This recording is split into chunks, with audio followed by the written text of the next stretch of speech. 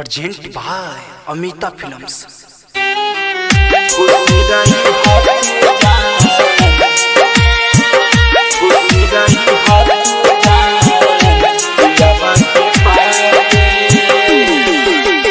DJ Amit अपहर,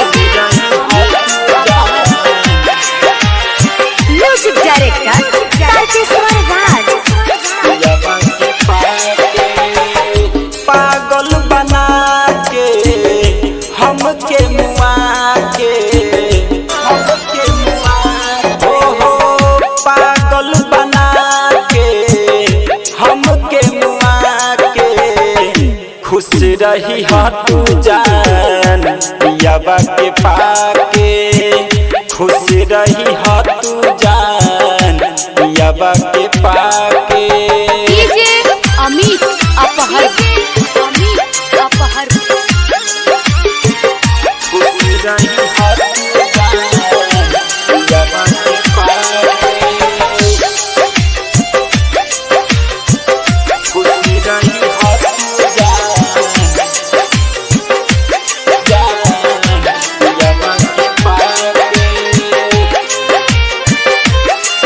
जब साथ छोड़े के रहे तो काहे के लगबलू दिल, तोहरा चलते पड़े जा जियल भइल मुश्किल, जियल भइल मुश्किल। जब साथ छोड़े के रहे तो काहे के लगबलू दिल, तोहरा चलते पड़े जा जियल भइल मुश्किल, जियल भइल मुश्किल, जियल भइल मुश्किल।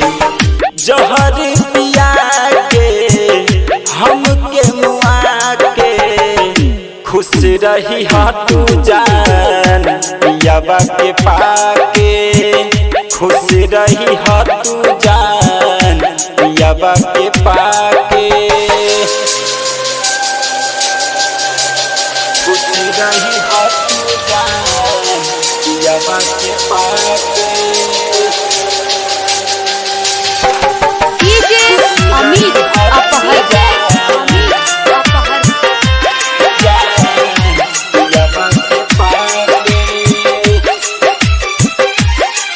राइटर विकास के बतिया दिहलू टुकराई हो, तोहरा पर भरोसा कोइनी ए सनम हर जाई हो, ए सनम हर जाई हो।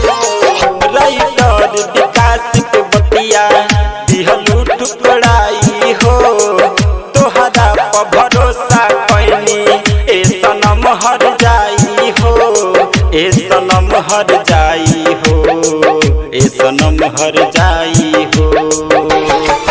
विजय बिहारी से दिल तू लगा के खुश रही हा तू जान पियाबा के पाके, खुश रही हा तू जान पियाबा के पाके।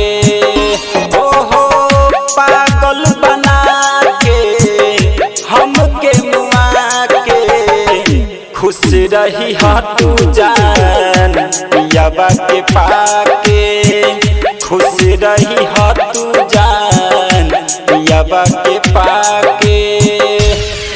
Recording by Amita recording studio Motihari.